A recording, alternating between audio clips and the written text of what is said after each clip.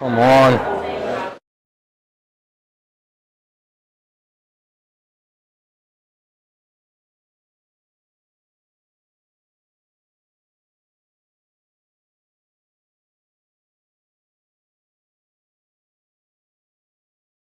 Anything for me to do, say, B, breaker 19. I'm just talking. I'll go get his straight.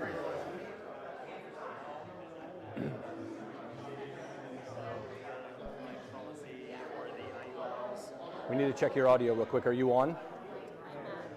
Hi, how are you? Good to see you. You remember me? Give me your name again. Marquetta? Oh, yes, Marquetta. And Hi, Armand, how my are you? husband, yeah. Yes, thank you for coming out. Yeah, thank really you for having appreciate me. it. I got your email, so yeah. Yeah, boom. Yeah. It worked. It worked. No? How does that work? How did I go texting can you hear me? She looks at me and says no. All right, go get checked out.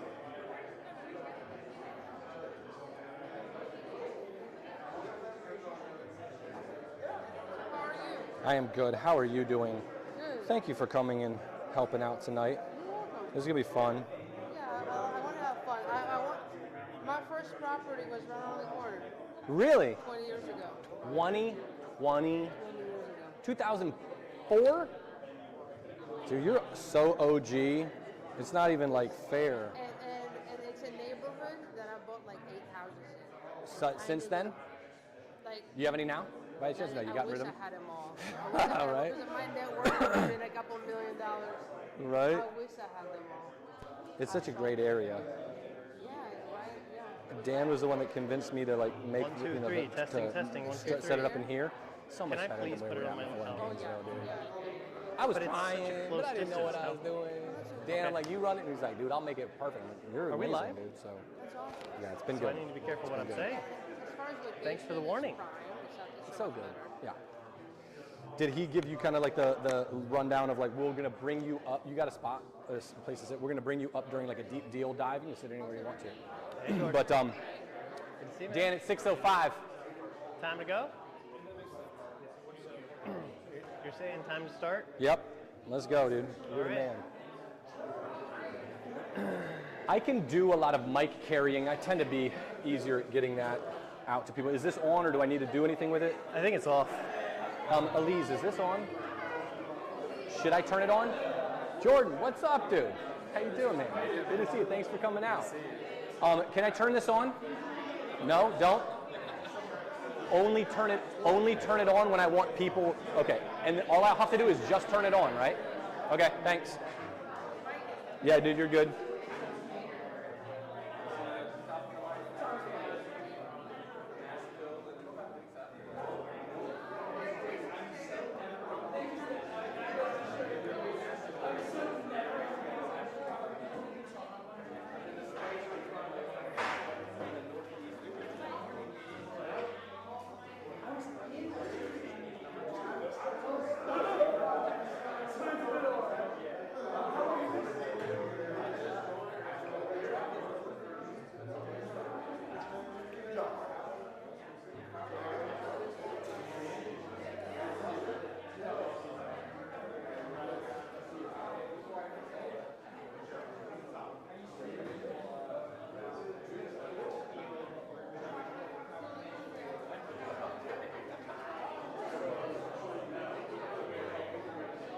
All right, dude.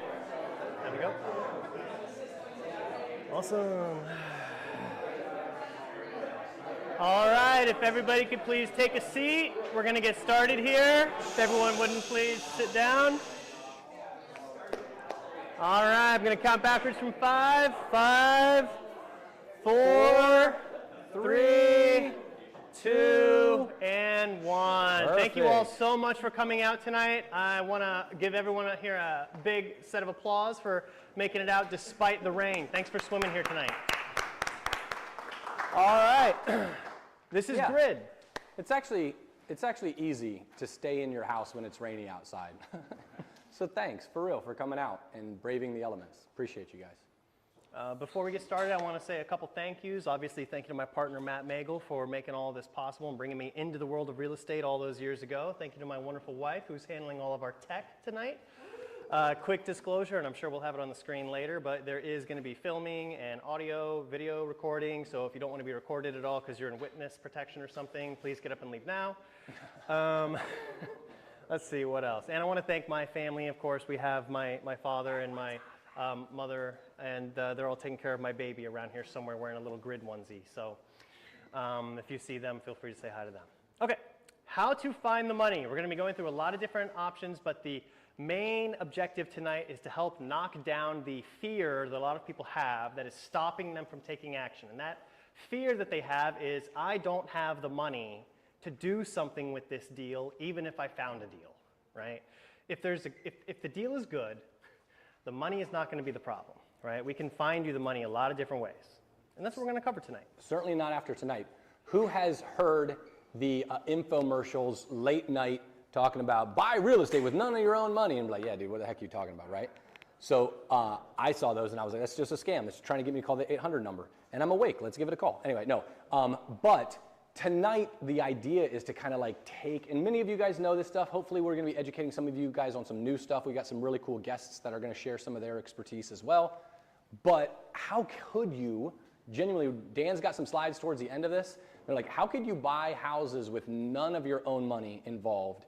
And it might not be the optimal way to do it. Including some of your own money might be beneficial. But at least if you have that, then the excuses are removed. So I'm excited about what you're going to cover tonight, Dan. Perfect.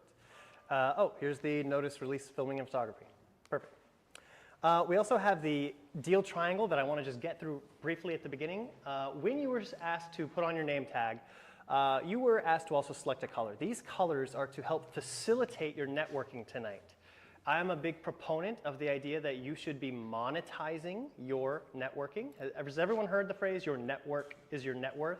Yes. You've all heard that? Okay. How many of you have known people for like 10 years and you still haven't done a deal with them? Like, you should be monetizing these relationships, and there are going to be opportunities, hi Karen, that are going to be possible for you only if you actually are opening your eyes to them, right? So here's a quick example, right? If you're going to be doing a deal, what do you need? Well, you need the opportunity, so you should know someone who is constantly putting opportunities in front of you. That could be a wholesaler, a bird dog. It could be a referral partner. What if you knew an attorney who handled divorces or an attorney who handled probate? There are people out there who could be giving you these opportunities constantly. They benefit, you benefit. That's a good person to have in your Rolodex. Next, the money, which is what we're going to be hopefully covering tonight, right? HML is hard money lender, PML is private money lender. They're similar, but they're not entirely the same. Private money partners, obviously you have your mortgage brokers, and a gator lender is someone who's going to want to make a big chunk of money in a short period of time, right? That could often be for funding EMD or for funding, say, transactional lending on a double close. And if that sounds like Greek to you, hopefully it won't by the end of tonight. Also, we have service providers. That's going to be your agents, your contractors, property managers, title companies, anyone at all who is bringing their years of experience to the table in order to manage and oversee the deal. So for example, if it's a flip, maybe you should partner with a general contractor on your first one so you have someone who's got experience kind of putting the guardrails up while you're bowling, right?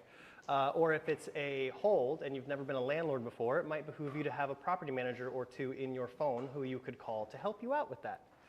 And of course, in the center, you have your connectors. These are people who have been experienced in this game, possibly for decades, and they know a lot of people.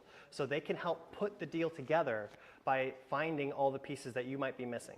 So that's what I think you should be considering tonight. If you're a beginner, who do you know, who do you need to know, and where do you feel most comfortable, right? As a beginner, do you feel most comfortable becoming the deal provider where you go out and hunt for the deals? If you're a beginner and you're trying to consider getting into this world, do you feel more comfortable being the money provider? Where do you see yourself? And if you're not sure, talk to people here tonight and start to get a feel for what their day-to-day looks like, right? Maybe you imagined you were going to be the money provider, but after talking, you actually would rather be, I don't know, the wholesaler. Maybe you feel there's more power in bringing the deal to the table. Maybe you feel like that's a better bargaining position for you, right? But this is one of the core concepts that I want people to understand is if you're going to do business with someone, in order to have a seat at the table, what are you bringing to the table to kind of earn that seat? Does that make sense? Okay.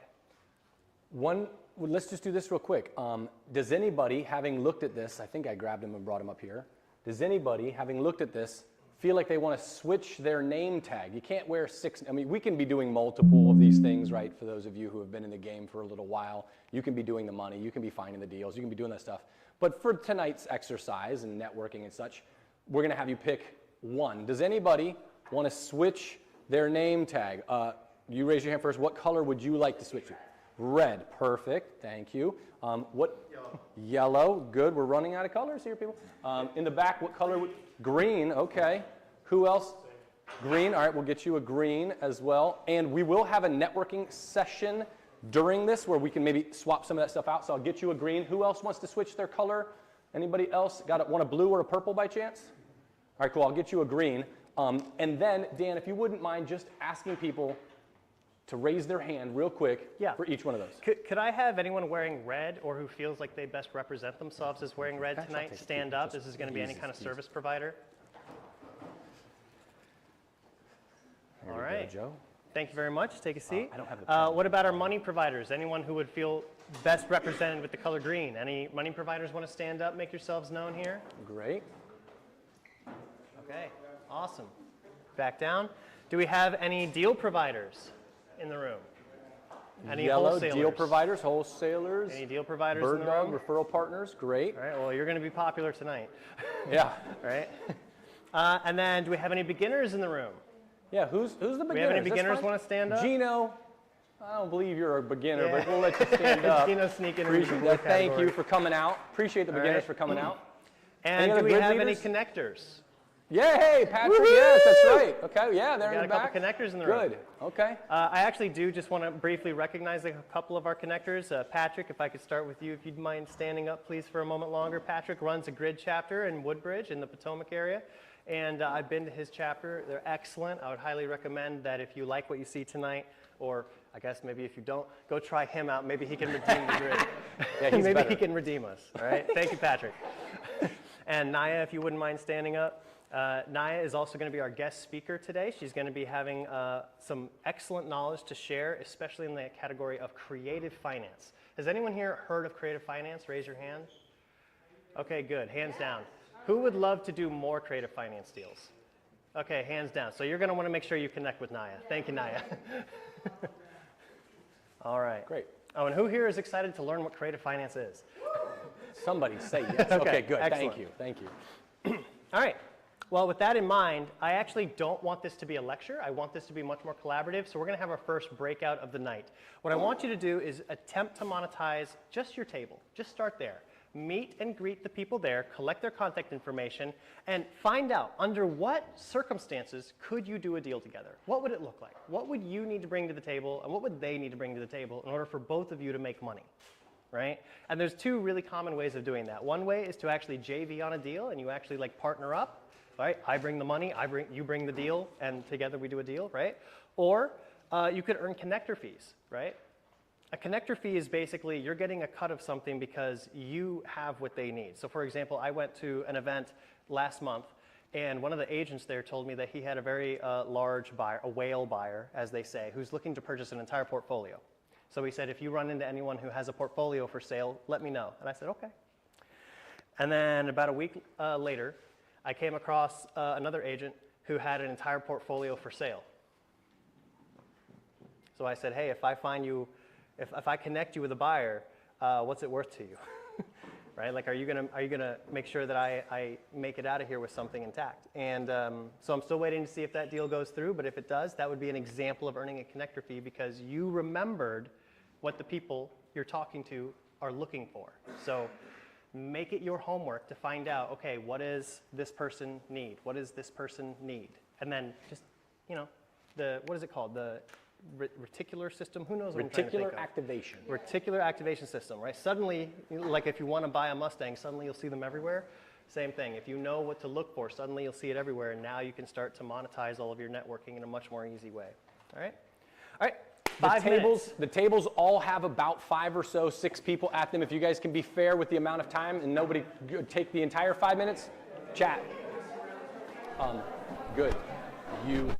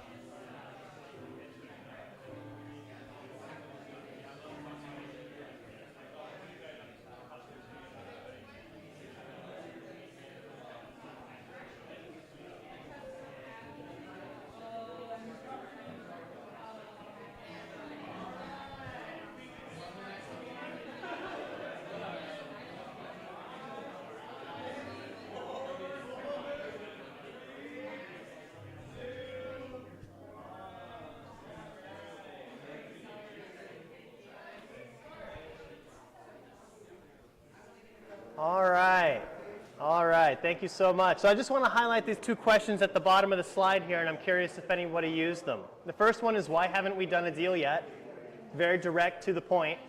And the second one would be, who else do you want to meet? Both of those are 2 questions that I try to ask everyone that I talk to when I go networking, and I strongly recommend them for you as well.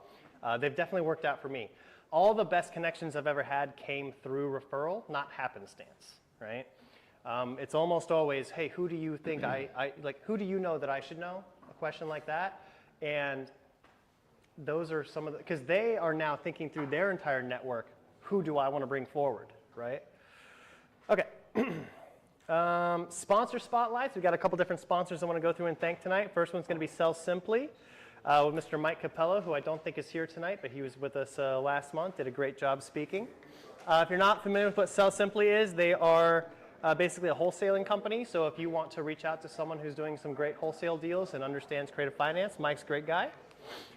Next, I want to highlight Simply Funded with Cherie Warwick. That's going to be a hard money lender. She also does some DSCR loans, and she can base some of her DSCR loans off of the rents that would be for short-term rental. Hey, Dan, real quick, what's a DSCR loan? I don't know what that is. It is a debt service coverage ratio loan. Yep. I know it sounds like I may be speaking Greek to some of the people who are on the newer side here, but you will catch on. Cool. What's a debt service ratio loan, Dan? So we're going to go through all this tonight. Perfect. It's kind of tonight's topic. All right. Next, I want to shout out Thomas Price. Thomas, run on up here. Where's Thomas? I'm serious. All right, stand up or come up. One of the two. Yeah. You actually showed up, so you get to show up. I did show up. Yeah. All right, let's give it a hand for Thomas Price.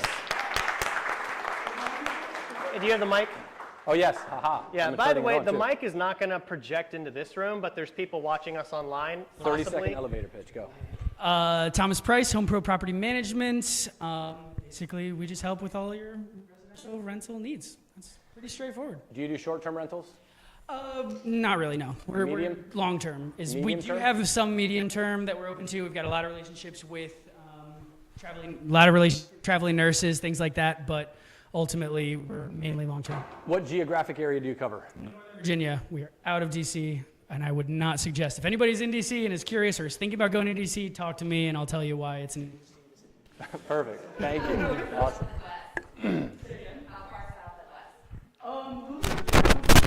Stafford and Winchester. Just so you guys know, you're not going to hear this over the speakers, but this is for the internet folks and for the recording. So it's like this is not working, it's working, you just can't hear it working. Thank you. For your general contracting needs, we have Mr. Mark Beckett in Kaza Construction. And for your real estate services, we have Matt Magel and myself. We are both realtors. Great job. By the way, just wanted to point out, when we're talking about the deal triangle, how you need all three, I just gave you all three, right? Here you have a wholesaler who can give you deals. Here you've got someone who can bring you money. Here's the guy who's going to manage it or who's going to flip it. And then here's the people who are going to sell it if you're flipping it. So there you go. All right. Oh, by the way, join Kaza.com. If any of you are considering becoming an agent, we would love to interview you and see if it's a good fit. And if not, we will give you some recommendations on where else you might try that might be a better fit. What else, Matt, on that topic? We're going to hit it next. Leadership intro from Mr. Matt Magel. Go. Perfect. Hi. Thanks for coming out. My name's Matt. The only thing I want to plug right now is we are definitely on the grow as a real estate agent team.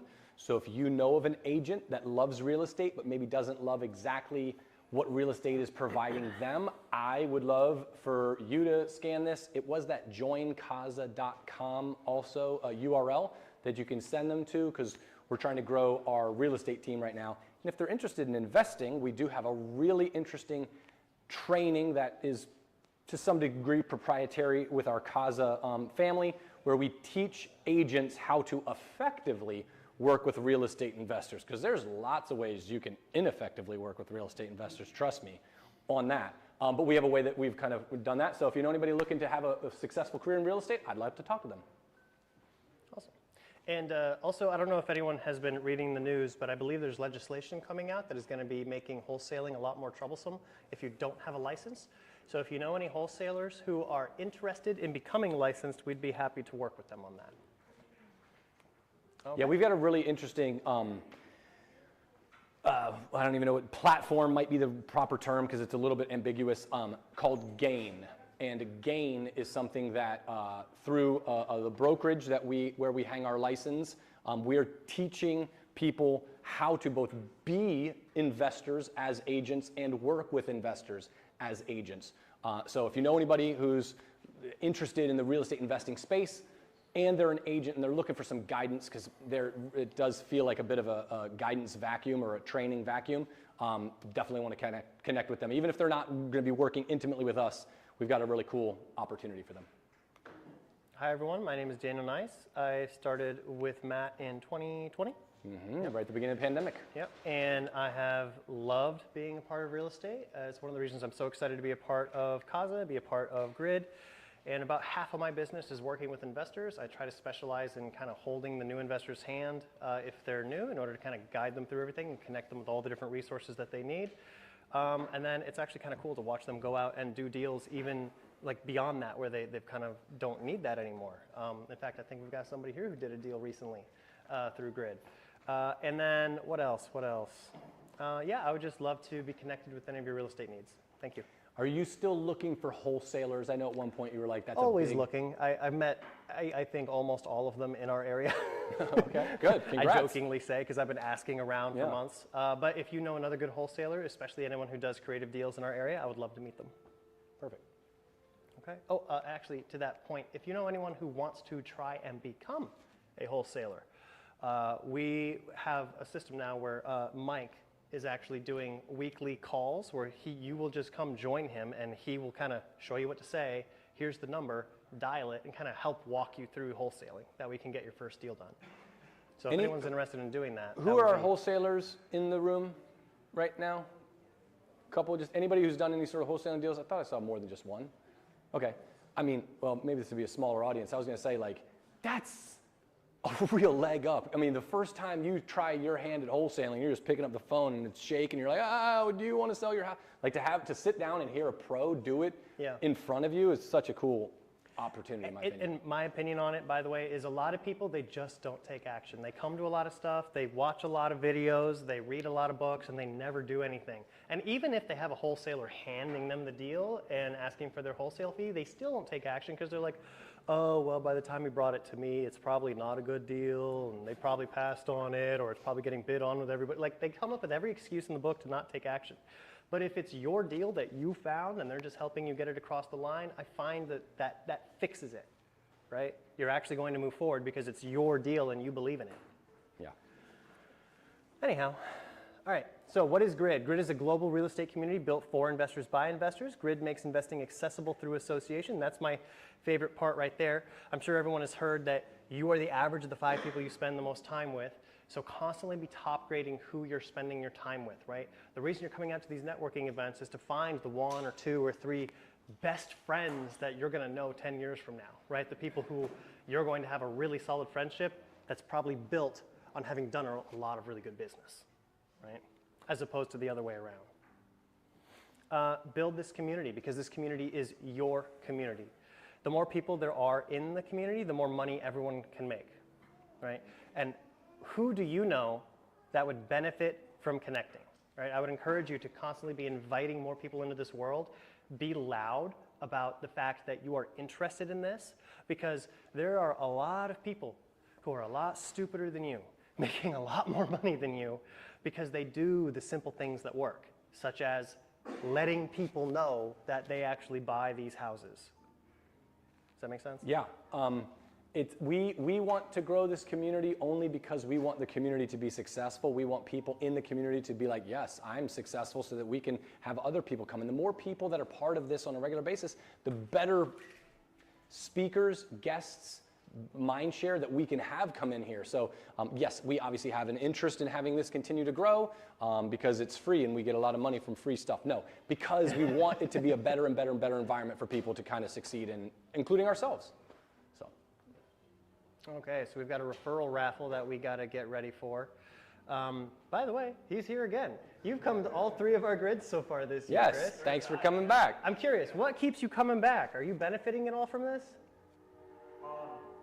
Oh, sorry. Hold that thought. Thanks, Matt. It's my only job.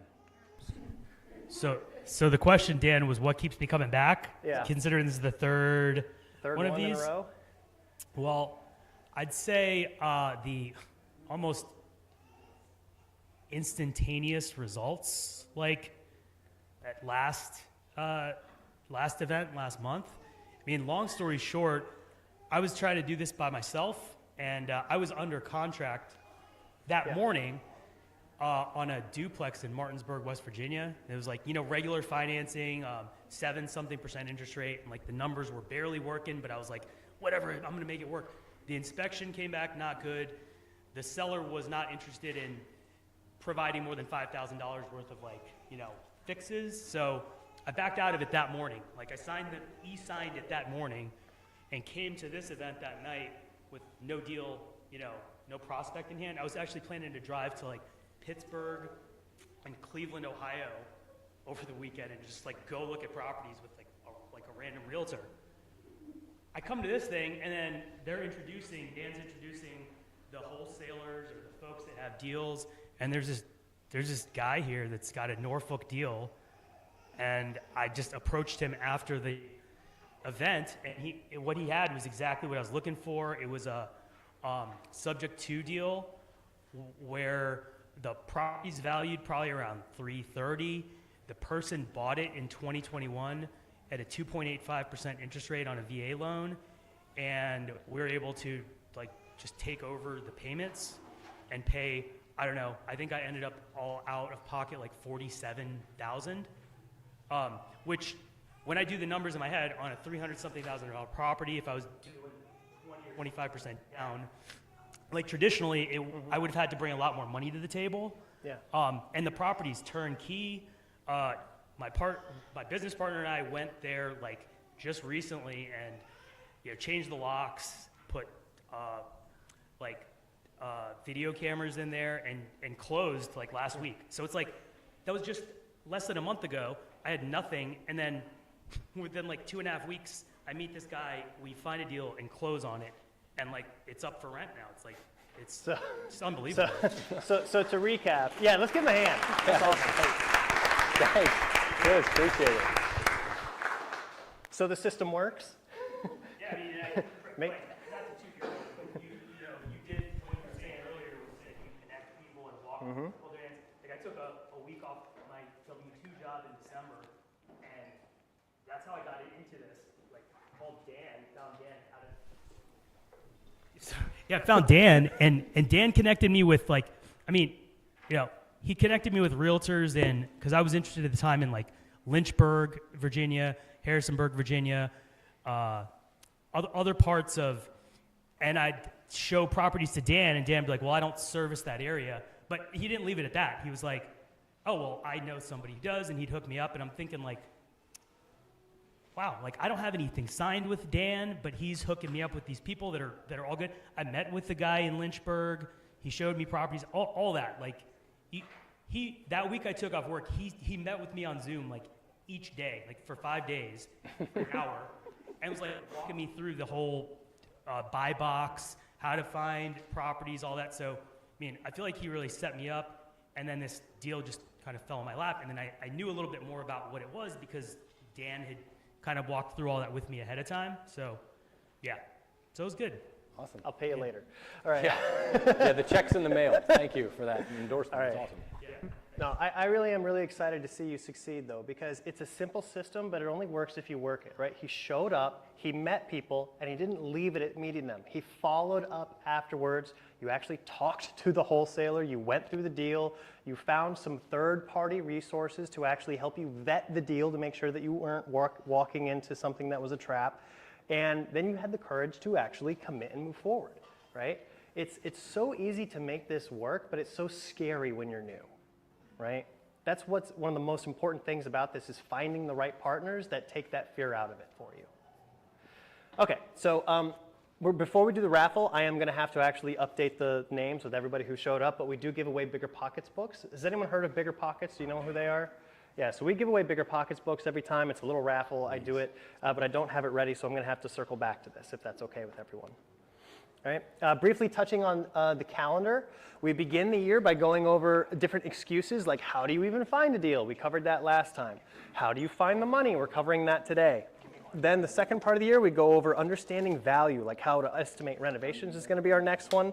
By the way, I'm going to have a slide up for it later, but we're going to start doing field trips if you want to go take tours of deals. And we have a field trip for like a week or two from now set up for someone who's doing a development deal in Falls Church. So I'll have that on the screen later. But anyways, we're going to go through value for how to estimate and negotiate. Then we're going through transactional wealth. Transactional means it's one and done. I don't really consider it investing, but it is certainly a part of our ecosystem. So that's going to be wholesaling and flipping, kind of the lower barrier to entry into this business. Then we go into residual wealth. This is what I think is really investing, getting those long-term rentals, short-term, mid-term rentals. And if you still haven't done anything by October, learning how to house hack. Right? If you're not familiar with house hacking, it's one of the easiest ways into being an investor and a landlord. And then finally, we finish the year with generational wealth, understanding the tax and legal side of things, and then business planning for next year. Because if you still haven't taken action by December, hopefully we can give you everything you've needed to get out of that analysis paralysis and get the ball rolling in January. Okay? April, estimating renovation next month. Yep. If you, what's the website, the email address, excuse me, Elise, where people can reach us is it like investor at Grid Manassas? Invest at Grid Manassas. Invest at Grid Manassas. If you guys have some people that you'd like to just kind of like nominate as folks that might be good from like the contractor world or people that are really good at, flipping houses and estimating renovations, please invest at gridmanassas.com. Send us those names. We're always looking for great people to kind of bring here to share with you guys. Okay. Now we're going to do a breakout. So this breakout is just building on what we talked about, how one of the easiest things you can do is let people know that you're in this business. So whenever I go out and I am attending someone else's event, I will usually take a selfie and then I'll go online and I'll post it. And oftentimes I collect a lot of the conversations from everyone else who wants to have a conversation about that event on my post because most people don't post. And so if you're first, it's not complicated. You just in fact, if everybody wouldn't mind smiling. Thanks, guys. I'm going to post that. The conversation happens on your post, and then your notoriety gets out, and now you can then start direct messaging all these different people. Maybe there's someone that you missed at the event, but because you caught them on the post, you're able to build that connection now. Either way, it's a good way for you to start developing more rapport with more people. So don't be a secret agent. Post on social. Let your audience know that you invest. And you will find partners and deals this way. It's remarkable how many people are online. Doesn't matter what platform. If you want, we do have stuff on Instagram and Facebook and pretty much everywhere. But I recommend just posting wherever. So I'm going to give you 5 minutes. If you want to do a post, I encourage you. Great. If you don't, just continue chatting with the people around you and trying to put more deals together, okay? 5-minute breakout. And when we get back, we're going to do the raffle? Yes. All right, cool.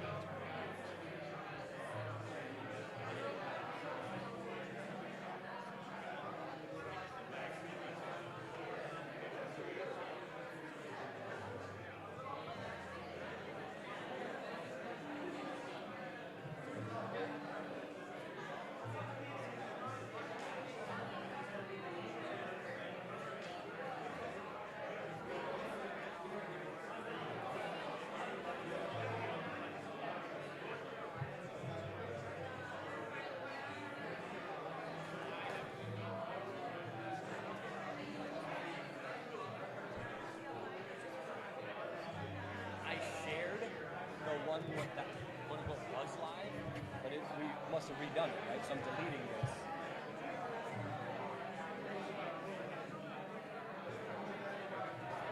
Was live. This is on River Manassas. So there's probably a second one that we did after that. This.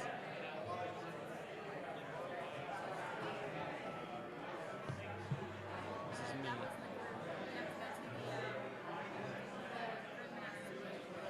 It's not what I was on?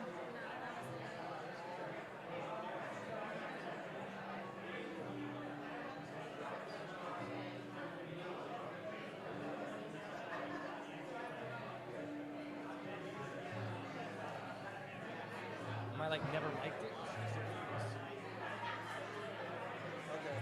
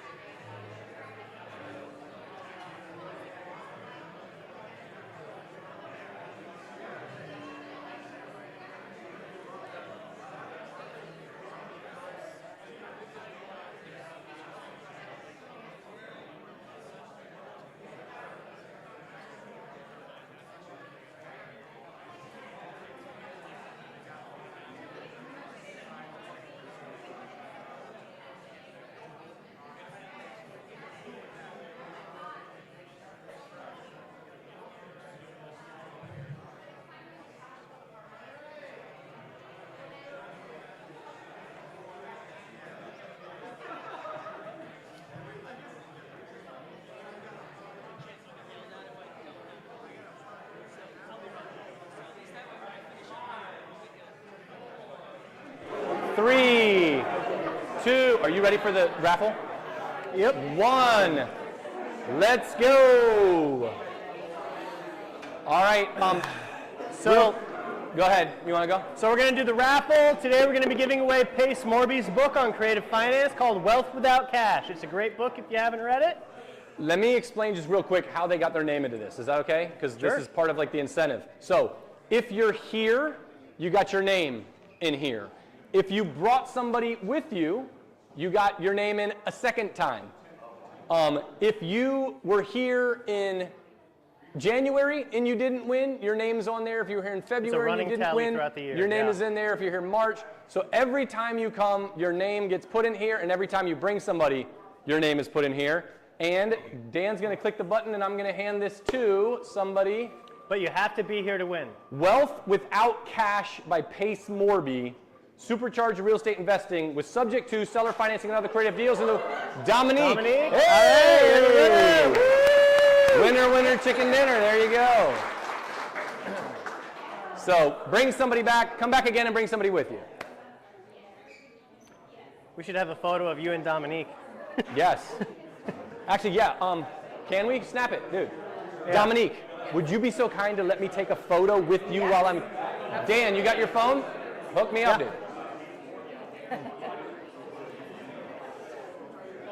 Can you guys step to the side slightly? So we're down for That way the banner. background is on the banner. Yeah, 3, 2, 1. 3, 2, 1. Perfect. Thank you. Thanks. Appreciate you. Matt, I'm even in it. Yeah, perfect. All right, let's go. All right, let's get into tonight's topic finally. Where'd This is Naya going to be go? how to find the There she money is. with guest speaker Naya. Sure, sure. All right, important legal stuff. I am not a lawyer. I am not any of the things that would let you sue me, so don't sue me. But just basically do your own due diligence. We are not endorsing any specific real estate deals. Do your own research, okay? And don't sue us. We're going to call you up when you're ready. Oh, Yeah, sorry. Don't I'm worry, sorry. you're going to be It was standing my a while. fault. It was my fault. I told her. All right, Sorry, so my we're bad. going to start off with some real fundamentals. If you're going to be raising capital in order to get money for your deals, I like to start off with something that a lot of people actually have not heard of. Even the people who have done deals, you might still not be familiar with this concept, which is a capital stack. In order to structure a deal, you might end up getting money from several sources. And those sources are going to have different pros and cons for the way that you use their money, right? So a capital stack is just where you got all your money from and how it is invested into the deal, right? So for example, you have senior, junior, debt, preferred equity, and common equity. Who here can tell me the difference between debt and equity as a starting point? Anybody want to volunteer? Anybody know debt v equity? Yeah. I kind of like that. Yeah. I Say like it again? the simplicity of it. Debt's money Yeah. you owe and equity's money you have. Okay. Capital. Yeah, I kind of like that. So essentially there's going to be three things I'm going to want to cover with you. One of them is ownership, right? Debt versus equity. If you have a loan on a property, like if you just go buy a house and you get a regular Fannie Mae, Freddie Mac conventional loan on it, the senior debt is going to be that loan that you're getting, and there's no other debt on the property, right? If down the road you decide to pull out a HELOC, which is a home equity line of credit, that's probably going to be in a junior position. It's second, kind of like if you got a second mortgage or a second lien on the property, right? Debt is something that you eventually repay, and by the time it's repaid, it's then gone, and you can own the property free and clear. So if you were trying to find a money partner at your table, one of the first questions I would ask your money partner is, okay, if you bring the money to my deal, do you want to be in a debt position or an equity position? Right? Because if it's an equity position, you're giving away a piece of the deal. Meaning, like if it's a flip, if Chris brings me the money, right? Let's say it's a Coleman, right? Because Chris has talked enough today. Coleman, if you brought me the money I need for my flip, right? Let's just say, and if you wanted equity, then that means, let's say he argues for 50% of the equity. That means I'm giving him half of the profit when this thing is done. But it also means if the ship sinks and we owe money, now he owes half with me, right? Because he is half with me in on that deal. So that's the difference between debt and equity here. Equity is something where you're in an ownership position, whereas debt, there's just a lien on the property that needs to be paid off. All right? Now, what's the difference between junior and senior debt? It's just who gets paid first. Right? If there's not enough money to pay everyone, who gets paid first? The most senior debt, whatever's in first position, gets paid first. So they're the safest. And then anything after that is more and more risky. So if I was to borrow money from several people on a deal, if I borrow a ton of money from Coleman, but maybe it's not enough, so I go to Tyler and I say, Tyler, I need 20 more grand. Coleman might actually say, no, I'm not cool with that. I don't want anyone behind me. Right? I don't even want a second position on the debt. I mean, a second lien on here, right? Or he might be totally cool with it because he knows he's getting paid first. So you got to actually talk to everyone and figure out what are they okay with doing. But this is one of the fundamentals that you're going to run into when you're raising capital for deals, right? Like, what are the terms on which they're actually willing to lend you money? Now, let's talk about the difference between equities, because there's preferred equity and there's common equity. A preferred equity, an example of this would be, I do a deal with Matt, right? I bring the deal, Matt brings the money. And let's say Matt's bringing 100 grand. And Matt says, you know, in order for me to do this deal with you, it's not enough for me to get half the deal. I want more than that. I want, since this is going to be a buy and hold that we're going to hold forever, he says, on top of me getting half the deal, I want a 3% preferred equity stake. So he gets 3% first on his money. So if he loaned me 100 grand, he's getting that 3 grand first. And then we start calculating profit after that. Does it make sense so far? So these are different ways that you can structure it. And you're going to want to start getting familiar with it because this is kind of how you put a deal together when you're getting partners on your deal. Yes? That 3% you were just talking about? Yeah. Oh, Gina, one second. Thank you. That 3% you were talking about, is that what they refer to as points? Different. So this would be a buy and hold example that I was using. And so he would be getting an ongoing 3% on that money, right? So it would be 3%, you divide by the 12 months, and then that's the monthly part of my holding cost for that asset is something that is due to him as if he were a lender. It's what he gets before we actually split profit. To your Right. question though, Gino, points is a little more simple. Let's say instead of me being a partner with Dan in this hypothetical, I'm giving him $100,000 as just a lender. It's going to be his house. He's going to own it in its entirety. I'm just going to give him $300,000. But I want 3 points. At the origination of that loan, when I'm giving the 3, he's immediately on the hook for $3,000. Doesn't include interest. I may be charging him interest in addition to that. I might say, hey, and I want, just as a simple math, I want 12%, 1% per month. So I got 3 points plus 12%. I'm not saying these are particular likely terms, but just in terms of simplicity of explaining it, I want 3 points up front, so you already owe me 3K, and I want 12%, so 1% per month. As long as you have that money out, I'm getting 1 more % every single month. So the points are the upfront that you get. Yeah. The interest rate is what you get over time. Yep. Thank you. Cool. So that's going to be one of the things you discuss with your partner is, okay, if you're the one bringing the money to this deal, is this going to be a debt position or an equity position? The next thing is going to be, what position is it in, right? Are they okay with being in first lien, second lien, third lien? Like how much risk are they willing to tolerate, risk versus reward? And then the next concept you're going to need to understand is what kind of recourse you have on the loan. Is it going to be hard or soft money? Has anyone here heard of hard money loans, but you're not sure why it's called hard money? It's called a hard money loan because it's based on hard assets, right? So if I right now was to go do a flip, a fix and flip, and I got a hard money loan, they don't really care about me. They're not going to be looking at my debt to income ratio the way that they would if I was getting a Fannie Mae, Freddie Mac conventional first-time homebuyer loan to live in, right? In that case, they would because they care about me. But in a flip, they don't care about me. They care about what? The hard asset. They want to make sure if the deal's good, they can approve the loan, right? But if the deal's no good, there's no loan, right? And then soft money is just kind of contrasting to hard money, right? So a hard money loan, hard asset, soft money, it's going to be more like a conventional home buyer situation. And that's a little bit, I'm sure there's some hard money folks in here. Dan's explanation is accurate. It's a little oversimplified. The hard money lenders will also want to have a little bit of insight into who you are, Yeah. but it's not your credit score and that's all that matters, or your personal income and debt. It's about the project and how that project's going to Yeah. perform. But yes, much less strictly than a soft money loan. They will have you sign a personal guarantee, though. Yes, yes. But at least you won't have to go through all of the different documents that they're going to be like extracting your whole life story from you. But to his point, hard money lenders, they are going to be interested in giving you better terms if you're doing 12 flips a month, that's crazy good compared to someone who's never done a flip at all, right? Those two people are getting very different terms, and the newbie might not be getting a loan at all. You might have to bring on someone with experience to do your first deal with you, right? Okay. So questions on capital stacks before we move on. I know it's kind of big picture stuff, but I think it's foundational. Good? Okay. So there's basically 3 sources where you can go to find the money. Yourself, the seller, and everybody else. So let's start with yourself. Could you do deals just with cash? Yeah. If you have the money, great. But you're going to run out of your own money eventually, right? So if you have a vision of doing this at scale, especially if you're doing buy and holds, you're going to want to learn how to use other people's money at some point. But can you get some money from yourself? Yes.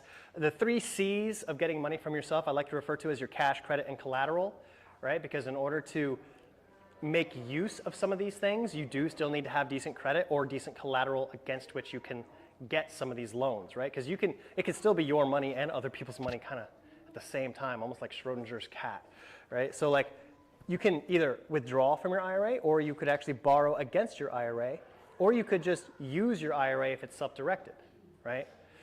Similarly, if you have a primary home, you can get a HELOC on it. If you have another investment property already, you might be able to cross-collateralize with it. But just fundamentally, either you have the cash, you have the credit to co-sign on something, right? For example, once you get into multifamily, if you have a lot of money, just signing your name can get you a big piece of that deal if you're the one who's actually bringing the credibility to sign on that loan, right? So sometimes your credit gets you a huge piece of a deal just because of all that you've already built, right? And then, of course, if you have any kind of hard asset that you can use as collateral, right?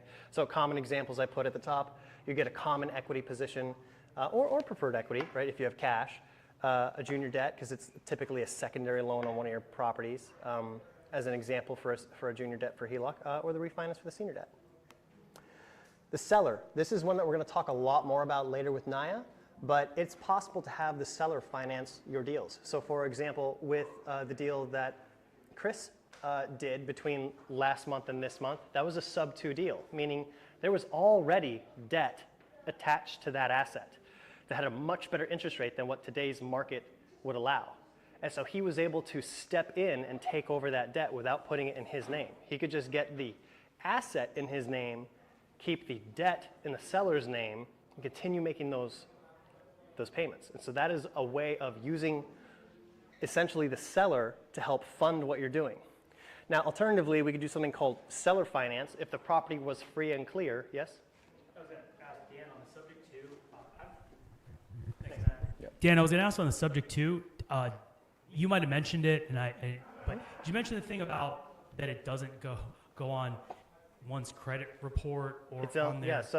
So when you're taking over their loan subject to, Yes. it is still in the seller's name, so it's on the seller's report, not yours. Yes. And after a little bit of time of making those payments, we can actually get it off of the seller's report to a large degree as well. Yeah. So I just meant is a benefit to the investor. Right. You don't have to qualify for a loan. Yeah. And then it doesn't go against one's debt to income ratio. Right. Either, which I don't know. In my view, at least for me, I felt like that kept. So I was already pre-approved for the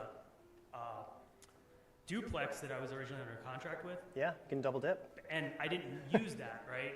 Right. So I feel You like still have that in reserve to Yes, go get another exactly. one now. Just- Exactly. Yeah. Yeah. Which is the whole point, right? You run. So what he's talking about is he was pre-approved to go get his own loan using his own credit, right? But once he uses that he's going to use it up, because that's going to, at a certain point, you'll run out of how much you can qualify for. And so because of that, he would run out. Instead, he kept that in reserve and he used this option. He used the seller's financing, which means now he can go back and he can still do option one on another deal. Or he could keep doing this forever. I'm sure Naya has some thoughts. And of course, you have hybrid deals, which is just some combination of the two of these, right? Could you imagine if the seller, for example, let's say the house is worth 400 grand, right? And let's say 200 of it is the mortgage balance at a very attractive rate, and maybe it's 15 years into its 30-year note. So now, how much of that payment is going towards the interest versus the principal? A lot more is finally going towards principal, right? Those first 15 years, that seller worked very hard for you. And now you can kind of step in and start benefiting those next 15 years. Now, so that would be the subject to half. The other 200 grand of that $400,000 house, you could agree to pay them directly. You could form your own loan agreement with them. You would decide how long you're willing to pay it. Maybe you say, hey, this other one's going to fall off in 15 years. I'll stop paying you in 15 years as well, right? I'll do my loan for 15 years for my 200 grand. And maybe you'll say, for my payments, in order for this to make sense for me, I want 0% interest. We'll do principal-only payments. And because they got their price, they already won on price, so they're happy to agree to that in this case, let's say. So now, that's all going to your bottom line and your net worth, right? Because every part of that payment is bringing down that loan balance. So and you didn't have to qualify. You didn't have to go to a bank. No one had the opportunity to reject you. This is just direct negotiation between you and the seller. One of the things I know from sitting in these rooms for over a decade being like, yeah, but why would anybody do that? Like, I hear what you're saying, but like, there's lots of reasons we can get into, but let's just use one to at least eliminate that mental hang-up. What if the comps show that that house in its current condition right now is worth $400,000, like Dan said, but you agree under these subject to and seller financing deals that you're going to buy it for $450,000? Sounds crazy. Why would I buy a $400,000 house for $450,000? Because he's willing to let you pay a 0% interest rate loan over 15 years, and he's got a 2 point whatever on his first mortgage that you're paying. Oh, and by the way, when you look at all of your costs of purchasing that property, with apparently in this scenario no money down, though you're buying it for $50,000 over market, you could rent it out for X and you're only paying him Y, so the gap on that is $500. Like, and the seller's like, I just sold a $400,000 house for $450,000. Look, this area is more of an appreciating market compared to other parts of the country, so I can only speak to this area. Little does he know, in 7 years, it's going to be worth $500,000. So who really, got the better deal? The loan is still in his name, and you're still making payments on it. So, like, there are scenarios where you can make the overall terms package make sense to a seller, even if this, on face value, is like, yeah, but who would ever do that? Does that make sense? A former federal judge did that with Naya and her subject to purchase. Exactly that scenario. Yep. Perfect. Yep. All right. Okay, and now everybody else. There's so many other people who want to be the money partner in your deal. Here's just a few examples. Number one, you could go get conventional mortgages, right? They do have attractive rates, not compared to the subject twos, but still, it's going to be better than some of these next options rate-wise, so let's not ignore them. Every one of the houses I've purchased and currently own is in the conventional mortgage category. I like conventional mortgages. They're great options. They work, they help. Then you also have portfolio loans. Portfolio loan is going to be different. There's a lot of local banks that you can go to in order to get these, where the terms are not going to be the same as what they would be as if they had to then turn around and resell it to Fannie Mae or Freddie Mac. So a conventional mortgage has to adhere to certain standards, and a portfolio loan is much more about what that bank's individual standards might be, right? Which also means you're not going to get capped at 10. You might be able to have many more, right? Additionally, we have DSCR loans, which we mentioned were debt service coverage ratio loans. This is a great way to buy property in an LLC because it's not about you as a borrower, it is about the hard asset. And so these are going to be really helpful for your buy and holds that are going to be held, particularly with partners where you're trying to do it as an LLC in order to make the partnership work, right? Next are going to be your hard money loans, private money loans, and private money partners.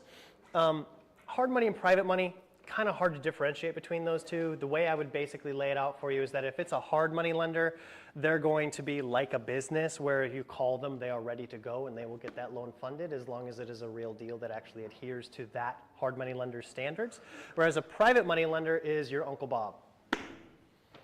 And so now instead of asking Uncle Bob, like, okay, what's your process? You might have to help Uncle Bob through it, right? Because Uncle Bob has a lot of money, but he's never done a deal before, so you better have the paperwork.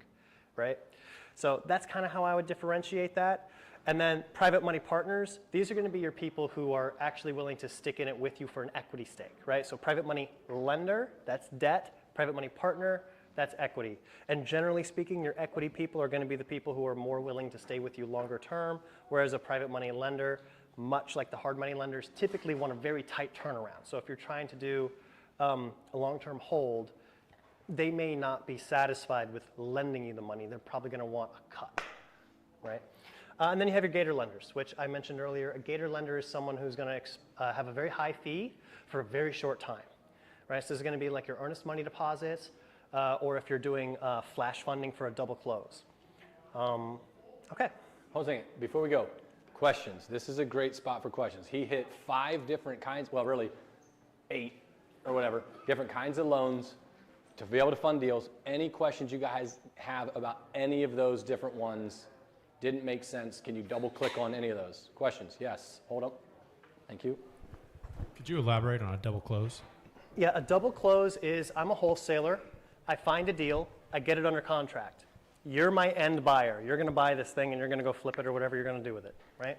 So I bring you the deal. You look at the numbers, you agree that I'm going to sell it to you for 200, right? Unknown to you, I got it for 50 grand. And I don't want you to know that I'm getting the 150 because for whatever reason I'm insecure about it, right? Or because I'm trying to get around the new rule that they just put in place that's going to take effect in July, right? Or I don't want the seller to know how much I'm selling it for, right?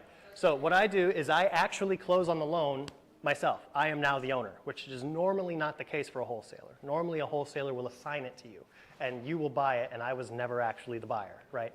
I would simply be selling you my, I can't remember the word for it, but my rights in the contract would be going to you, right? But in a double close, I close once, 5 minutes later or the next day, you close, right? So they're simultaneous settlements. They happen one right after the other. But in order for me to actually close, I actually have to have all the 50 grand now plus closing costs. And so that would be an example of transactional funding or flash funding. Awesome. Good. Any other questions? Great question. Yeah, in the back. Yeah, I have a question. You said wholesalers might need a license. Yeah. But double closing is a way to get around that. Is Yep. that right? That's my understanding. Okay. I am not a That's all I lawyer. wanted. That's my understanding. But I am not a lawyer. Yeah, I've done double closing. Yeah, it's just the, Have the wholesale fees. And it's the legislation that's coming out is yeah, like making it so. I didn't want the seller to know that I made $60,000. Hey, Marisa. They don't need to know they don't need to know what I'm doing. Yeah, everybody's Yep. on a need to know basis. Now, it does mean you're going to have to pay closing costs twice. That's okay. Yeah. Any other The big questions assignment, about it's these okay. different loan types, loan options? All right, good. Keep it going. Okay, let's go through some examples. I'm going to go through each different way we might be likely to invest and one way that you could try to do that without any of your own money. So let's say you're going to do a wholesale deal. You're going to need the EMD and you're going to need the flash funding if you're going to do a double close, especially if you're not licensed. The legislation that's coming out where they're trying to stamp out wholesalers is just by telling them all, if you're going to assign deals, you have to be licensed. That's why a double close gets around it, because now you are the buyer. Right? Allegedly gets around it, non-attorney speak. Yeah, we're not attorneys. Please don't sue us. All right. But so for EYA. EMD and flash funding can both be funded by transactional lenders, often called gator lenders. And these lenders tend to charge high fees. So as an example, lender A will lend you the EMD of $3,000 to open your escrow. And then you will agree to repay them $6,000 at settlement. And lender A has doubled their money in about a month. Wow, wouldn't it be great if you could do that at scale? And also have the right paperwork to protect yourself if you were the gator lender, right? Because you don't want to be losing that money. Lender B agrees to fund your double closing, so they agree, you happen to agree to pay 5 points, and lender B makes 5% on their money in less than a week. All right, so this is just some examples of what you could do. So do we have any gator lenders in the room, out of curiosity? Anyone who's willing to gator lend? Raise those hands high. All right, so if anyone wants to start wholesaling and you're worried about coming up with the EMD or coming up with the flash funding money, there you go. They're in the room. Meet them, and they will fund your efforts. That way you can do it for zero out of pocket.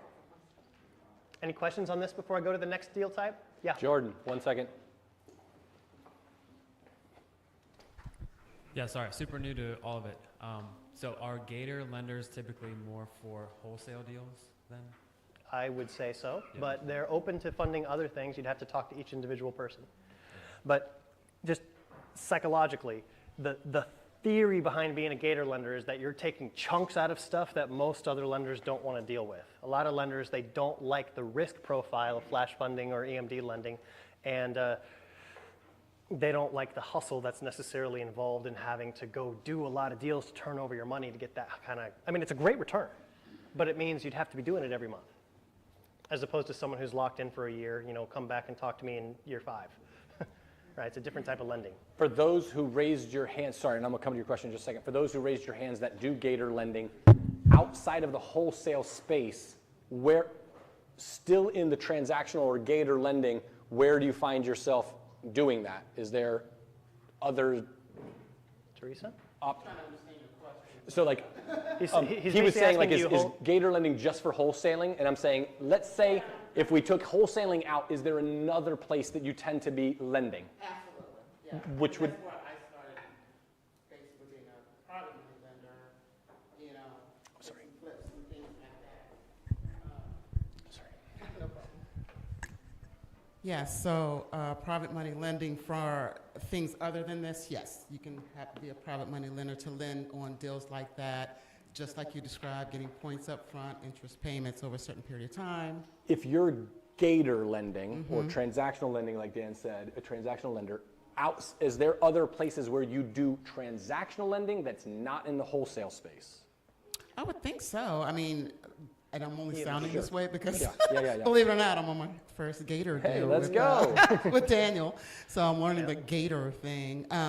But you can have gap funding. Gap you know, funding, that's shorter term, smaller amounts of money. And so, I mean, that gap funding can be for any other thing outside of wholesale as well. So Anybody else in that space? I don't do lending, but I know in multifamily, if somebody's short on their income rate or their equity rates, they might use a gator, a transaction to basically do gap funding and get them the last 200,000, last 300,000 of the deal.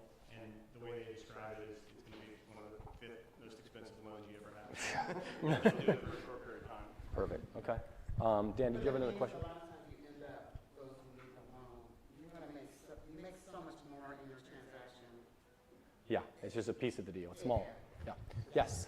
Just a quick question. Yes. Outside of what we're doing here in this networking, is there anywhere, if I were interested in becoming a Gator lender, is there anywhere that I would list this or, find who might be searching for that?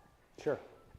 Dan? So are you trying to learn more about how to become one, or you're trying to find people who want your services?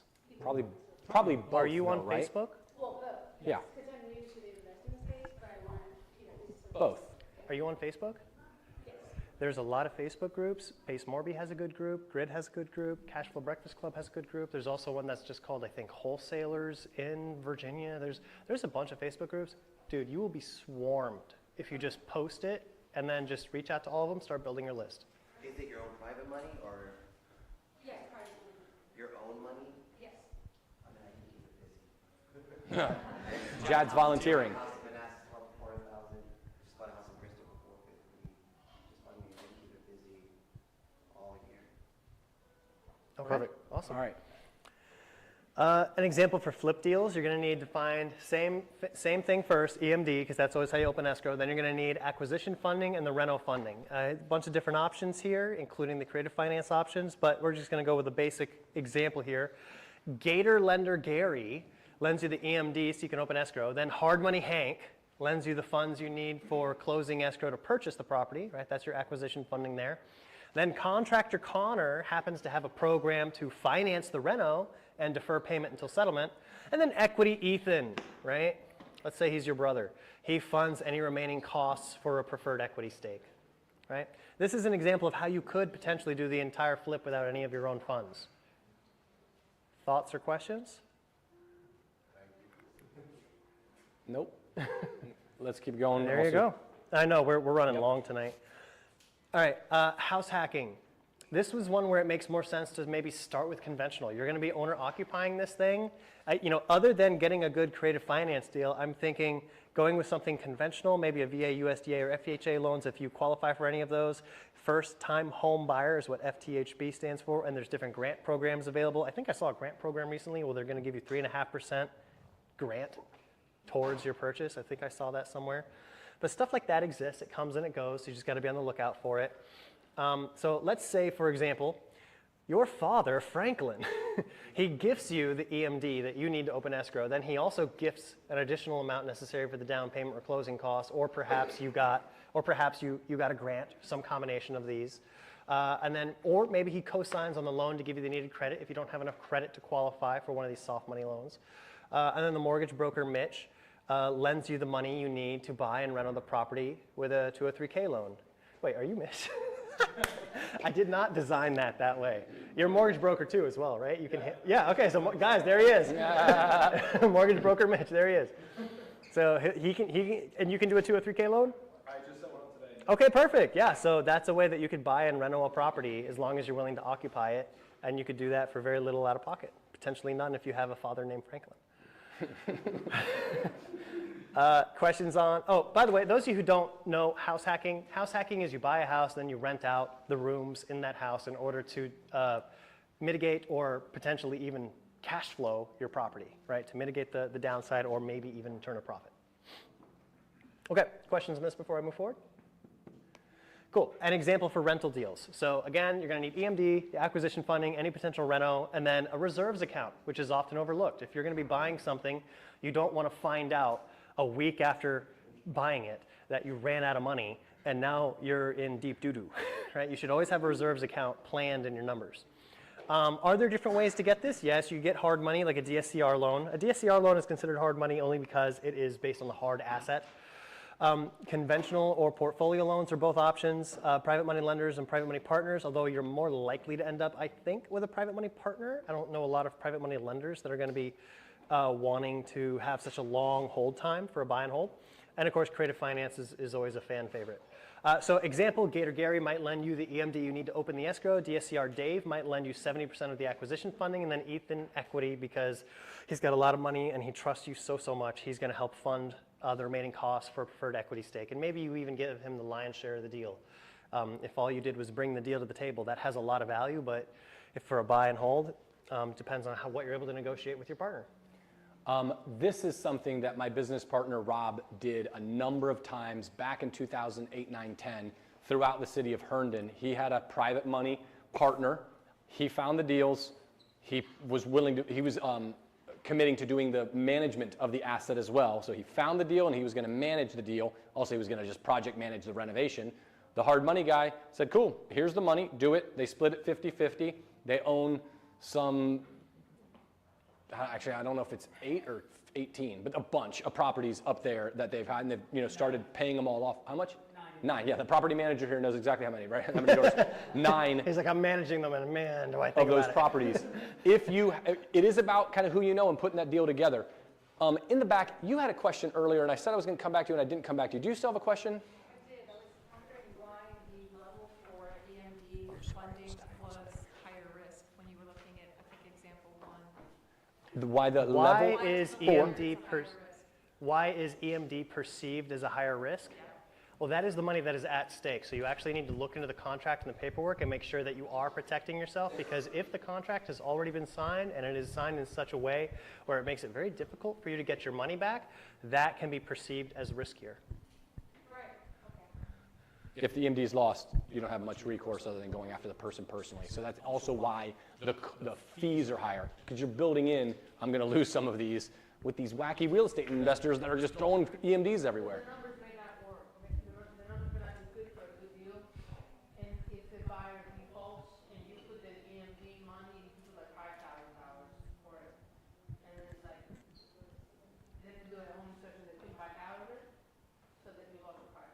And the recourse is tough, like you're holding these people personally accountable for that. So the recourse, there's nothing to foreclose on or whatever to kind of get your money. So just to recap for the people who are live that may not have heard it because of the lack of microphone, sorry. The question was the question was about whether or not EMD is considered a riskier. Is Gator lending perceived as riskier? You heard the answer that I gave to that question, but that's what the question was. Okay. Any questions on this before I move forward? Yeah. Yes. So I just want to say EMD in the multifamily space is like same in the single family space. Several of us get together and put up something in 5 figures so that you get EMD, and that's how that's done. And then you get a percentage of the GP. Nice. That's all. Cool. Thank you. It's always great having people who understand multifamily here, because I sometimes forget to put that in my slides. All right. Some of you may recognize some of these folks from last time. Unfortunately, they're not all here tonight. Which would have been funny. I wanted to see their reactions. If they're online watching, hi, Christy. I think she's watching. So where to find these different people? Well, number one, by networking and by referral. As I mentioned, to the people you talk to, I think one of the most important questions you ask them tonight is, who else do you know that I should know? Because those referrals tend to be the highest quality connections I ever make. Secondarily, your sphere. I was looking at a couple deals actually this past month that I was considering doing. And I called up a couple of my family members that I had not brought into my world yet. And I was just like, hey, by the way, I've got a flip that I'm looking at doing. I need about 25 grand of your money to help me do some closing costs. What do you say? And they were in. The people in your life, if you're running your life correctly, they trust you. Right? So don't overlook them. Give them a chance. Give them a chance. A lot of the times they are excited and they want to do this, but they're scared. They don't have the connections that you have. They don't have the time or the interest level that you have, but they are interested. And then finally, Facebook groups. As I mentioned to you, right? Anything you want, you can probably get just slammed with it on Facebook. Seriously, you'll get so many responses if you go into the right groups, so you may have to go into a couple of different groups. You might also ask people, hey, do you ever go on any Facebook groups? And then he'll tell me about all his favorite Facebook groups. If I can just say one thing about Facebook groups, this is just a word to the wise. This person did 42 houses in 1 year, and I was trying to find contractors in Annapolis. No one will ever give you their good contractor on Facebook. I'm serious. So if you ask for a good contractor and they say, oh, so-and-so is amazing, and they're an investor, they're lying. I'm dead serious, and I had to learn that the hard way, okay? They're gonna give you the guy that keeps calling them for work, but his home inspection was terrible, right? They'll even say that the person did so-and-so house. So please, like, be careful with Facebook. It's all the people that wanna foist people onto someone else. Yes, Jordan. How do you find the good ones then? number one. Ask Chad afterwards. He'll tell you all his contractors. No, I'm just kidding. I would never give you my contractor. To be honest. Because like now you do like, I would never do that. He's right. You're absolutely right. Because if I give you my contractor, he won't be on my job. He'll be on your job. So like I'll give you other people that do side jobs for me, but not my main guy. Anybody in here have kids? Do you ever recommend your babysitter to somebody else? No. You keep your babysitter. Same thing with contractors. Keep it going. All right. Sorry, good timing. All the attention got back on me right as I'm fixing that. So here's a short list of different money partners that you want to start accruing, right? Find a couple mortgage brokers, find a couple hard money lenders, a couple private money lenders, a couple private money partners, and some Gator lenders. Just get these people into your Rolodex now. That way, the next time you come across a deal, you know that you're just a couple phone calls away from getting that thing fully funded. All right? And then... Let's skip it. Let's skip it. Skip it? Yeah, we're so late. Yeah, we are so late. If you have a deal, bring it to us. All right, good. All right. Perfect. Speaker spotlights, bring Naya up. Woo-hoo! Naya, come on up, please. This is your mic. I promise I'm not going to take it back now. I'm not going to take it back now. It's yours. All right, Naya, do you want to give a brief introduction for who you are to these lovely people? I'm Naya. I'm Greek. I'm a Spartan. So I'm a Spartan mom. I have 3 boys. I've been in real estate 22 years. My first property was 1 street over off of Main Street 20 years ago. And a little neighborhood that I bought like 7, 8 properties in. So I was super excited to be here. I've been a mentor, a coach to real estate investors, agents since 2015, and national coach. I specialize in structuring creative deals, buying houses subject to. I've been doing that for over a decade. I haven't had to get a loan in my own name in over a decade. So, I love that. Everybody double click on that. She's been doing creative finance deals for 10 years plus. Yeah. Yeah, I've done about more than, I believe, $40 million worth of real estate, residential. That's awesome. So it's great. Yeah, and I have my own Facebook group as well, too. Like, Sister Grid is amazing, and I'm like an affiliate sister partner with everything, with Rob, everything that Grid does. So, I'm here to answer any questions. All right. So what we like to do with what we like to do when we invite speakers out is we like to find investors who are absolute rock stars at the topic that we have for that event.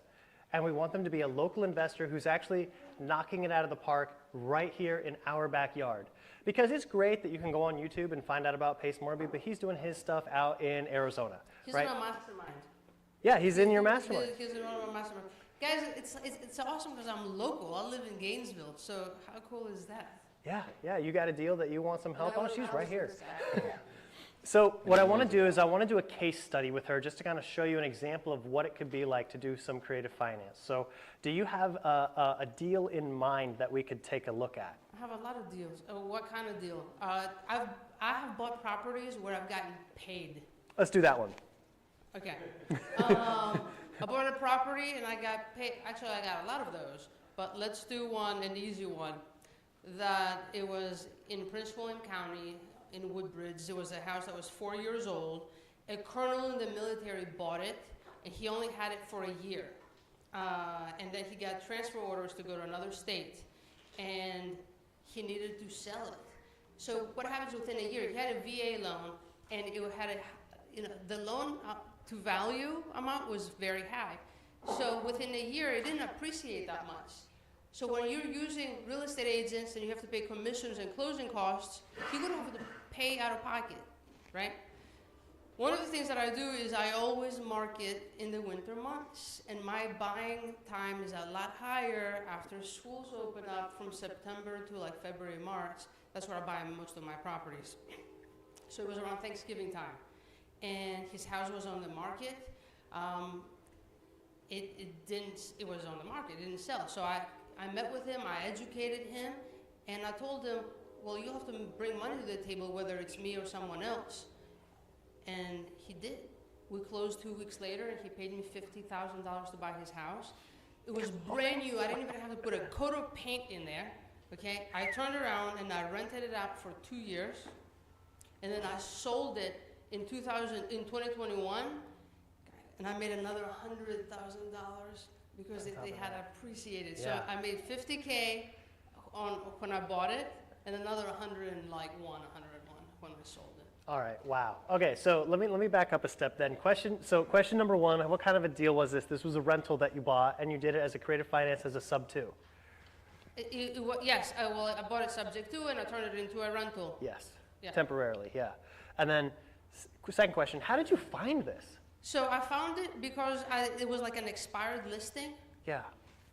Expireds are a great place to go if you're trying to find a deal, because that is kind of like the graveyard where the agent already tried. The seller's already been beaten up by the market and told that what they want is not unreasonable. Things were moving slowly. Yeah. When you look at expired listings, how long do you wait before you call them? If they're expired, I would just, I could go back like 120 days. You could even go back 6 months just to see if they relisted or if they sold or did something with that. It's up to you. And if you're not an agent, another thing that you could do, whether you are an agent or you're not an agent, I'm going to give you guys a golden nugget right now. You can market to active listings that are on the market 45 days or longer, as long as your marketing material says you're disclosing, you're not trying to list it. Do you know how many people, what's the number one reason why a house doesn't sell from a seller's perspective? Overpriced. Overpriced, but whose fault is it? Agent. The agent's fault. Mm-hmm. That's what they say. You know, and many times, not every agent is equal. You're phenomenal, okay? But just like doctors and attorneys, they provide a service. And so many of them do not provide a great service. So. Real quick, for those who might not have heard, the question was, how long do you wait for internet, I'm speaking specifically, how long do you wait before calling expireds? To which I was like, I'll call them whenever. Whatever. Yeah, I don't wait. And that question 3 is my favorite. How did you fund it? And clearly, the seller funded. How did you get funded? The seller funded me. I'm like, it was a good Christmas gift, $50K. Yeah. And you know, you can do deals like that all in different ways too. It doesn't just have to be deals that you found and made your own. There's other situations where you can bring a private money partner on to help get you across. Like maybe you need 30 grand, but you ask for 40 because you deserve a 10K up front. And if your partner is okay with that, and if there's enough meat on the bone. I just got a subject to deal in Alabama, guys. Who wants to invest with me, let me know. I would like to invest with you, Naya. You want to invest with me? I'm looking for $75K. We could do it. All right. So number 4, how did you negotiate it? What was that like? What was it like? To negotiate with him. Talking to the colonel. Guys, first, what's the first thing you do? People like doing business with people that like and people they trust. You make them your friend. And once I educated him, I did my presentation and we worked numbers. It made sense. He called his wife, who at the time, actually, by the way, she was an attorney and she was in New York. So we were on the spot. I had her, one of my policies is, another golden nugget I'm giving you right now. Never meet with a seller if there's more than one person on the deed. Say it's our company policy that all owners need to be present. And if that's not possible, get them on a conference call, 3-way. So if you're meeting with one of them and the other one is in another state or other area, just say, okay, I need to talk to all 3 of you or both of you and go through it. Because especially when you're trying to negotiate like a creative deal, there's going to be so much miscommunication that happens in the middle and the deal could go south. Ask me how I know. Yeah. And then I think you've already said, but what were the returns on the deal? Pretty good. 50K up front and 100 on the back end. Just 150, yeah. That's but awesome. that doesn't count cash flow. No, okay. So this is the other thing. That particular property I was negative cash flowing like $100, but who cares? Because I was getting principal balance reduction, $1,200 a month. So it made up for it. Oh yeah. Yeah. Net I mean, worth was changing. $50,000 just divided by $100 would have taken you 500 months to lose your money. And keep in mind, certain areas, certain markets. In our area, our market to where our mortgages are, you might be negative cash flowing, but if the deal makes sense, you always buy right. You have to make sure that you buy right. Yeah. You make your money when you buy. So I have bought properties where I've negative cash flowed. But when I'm looking at the mortgage, you know, when you're buying a house and it's 10 years into a 30-year mortgage or 15 years into it, can you imagine getting a principal balance reduction of $1,500 a month, $2,000 a month? Yeah. Yeah. That's huge. Who has questions for Naya? You don't get to leave until you. Okay. Yeah, we need at least a few. Jordan, I'm going to kind of go back and forth. Sorry, Naya. Do we have a second mic that's up right now? Please, can I get that? Yeah, sorry. I guess I was a little confused on how you funded it. Like, where did the 50,000? Like, why did he give you 50,000? Okay, good question.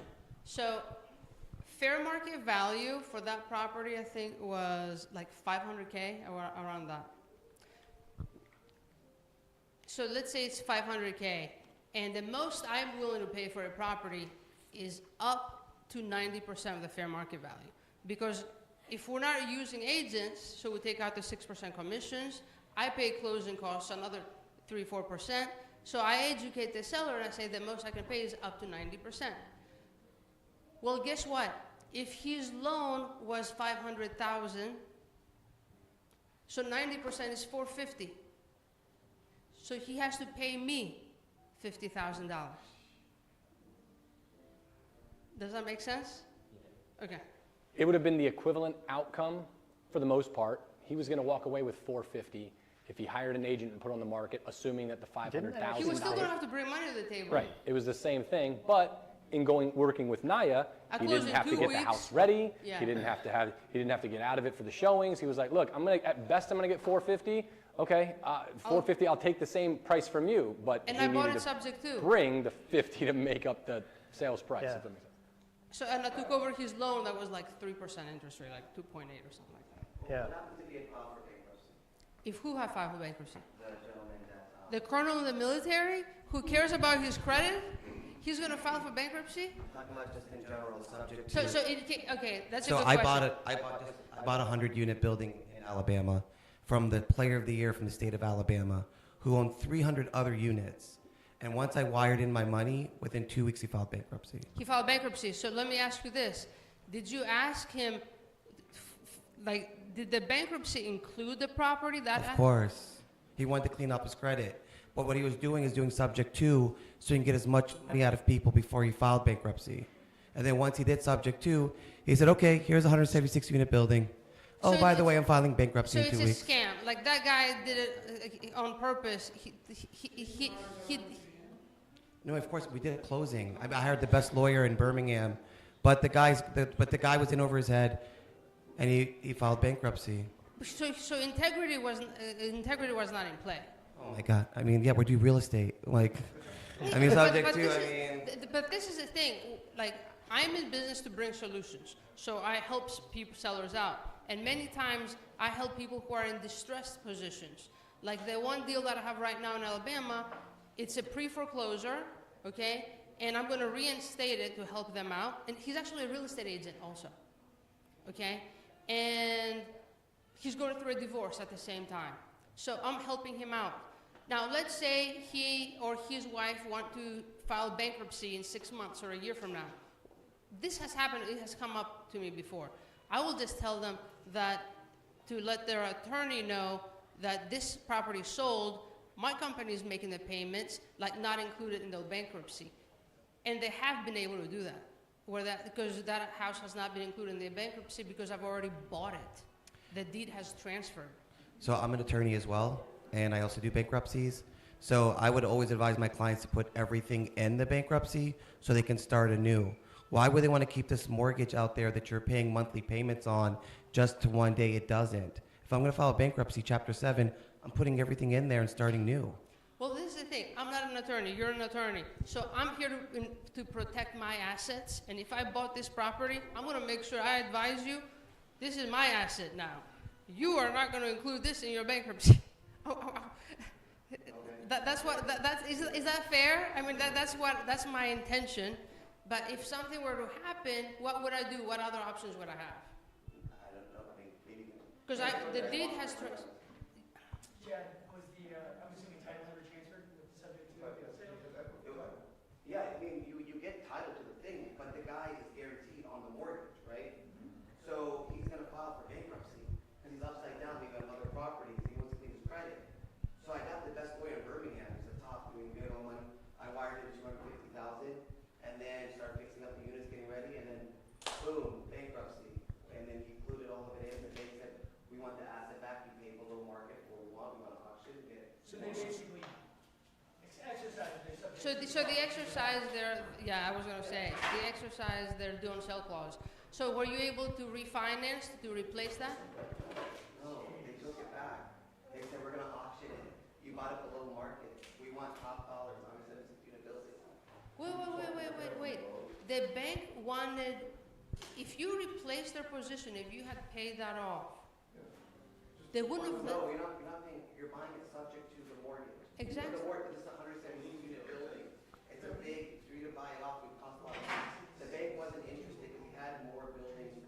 They just weren't interested. I mean, I can show you all the people. That's interesting. I would be very curious to see what happened because I would think that you would be able to bring in like someone else to replace that bank to get them out for that particular asset. Because aren't you guys supposed to sign something? Right? Aren't you guys going to revent? Yeah, so you go to the closing and the title is changed into your name, right? So now you're like, I just bought 176-unit building. Did you put it in your name or put it in the land trust? No, I put it in LLC, whatever it is. I put all my assets in a land, but it doesn't matter. Yeah, it doesn't matter. But then the gentleman, like I said, I went and I looked at him, but his whole game plan was to file bankruptcy because he owned other units. And I guess the bank just wasn't interested. They just wanted to take everything back and just try to sell it for top dollar. That's interesting. They're still in worse position. They're on it. It still belongs to them until it's paid off. Yeah, the loan is still a lien on the property. Let's pepper let's jab move with on. these questions a little bit later. Any other questions that we have for Naya? Over there. Oh, here. Sorry. How many? So if you could go back in time 20 years ago when you bought your first one, knowing what you know now, what would you tell yourself when you bought your first investment property? Very good Great question. Love it. I would tell myself, Naya, you better keep all of them. Because I've sold a ton of them. And if I had kept them, even the 8 that I had right here in Old Town Manassas, my net worth would be a lot higher. So that's what I would tell you. I would say, you know what?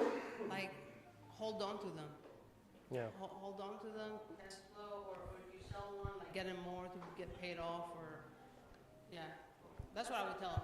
And how would you tell yourself to finance them? The same way, subject like creative deals, like all day long. All day long. I used to, my first deals where I would go to the bank, get a traditional loan, put 20% down, and then you run out of your own money. You don't have any more money to do that. So then, when the market crashed, flipped some houses, learned that game. I didn't like signing my name on a personal guarantee, so I learned creative financing, deal structuring, and that's easier. So it's a little past 7:40, and we normally would start cleaning up really soon. So we're going way too long. So everyone, let's give Naya a big hand. Let's thank her so much for speaking with us today. Normally we would have a segment where we ask anyone who's currently working on a deal to share their deals if they have anything that they'd like to dispo. But since we're so short on time, I would just encourage you to talk to the other people here while you can.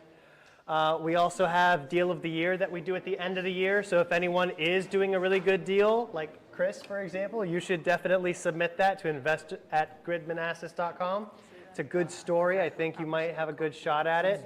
We will be having a field trip. So if anyone wants to come see a development deal that is in progress, this is the day, this is the time, this is the location. We're going to email it out if you want to come join us and walk through with a builder as he is doing a development deal on a property out in Falls Church. So if you want to come join us and learn more about how we are doing that, you're invited, right? And if you signed in today, you'll get an email with those effects. But if you haven't signed in, reach out to us. I'm on all the things, Instagram, all that.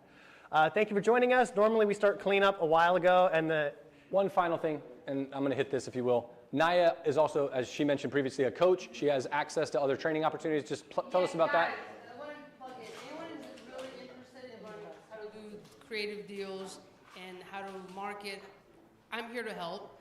I have a course that I'm getting ready. I'm doing it in April.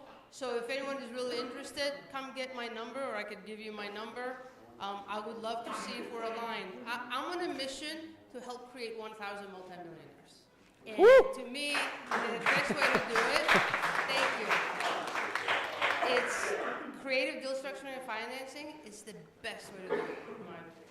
Awesome. Thank you for your time, Naya. I really appreciate you coming out. Thank you, Naya. Last thing, right?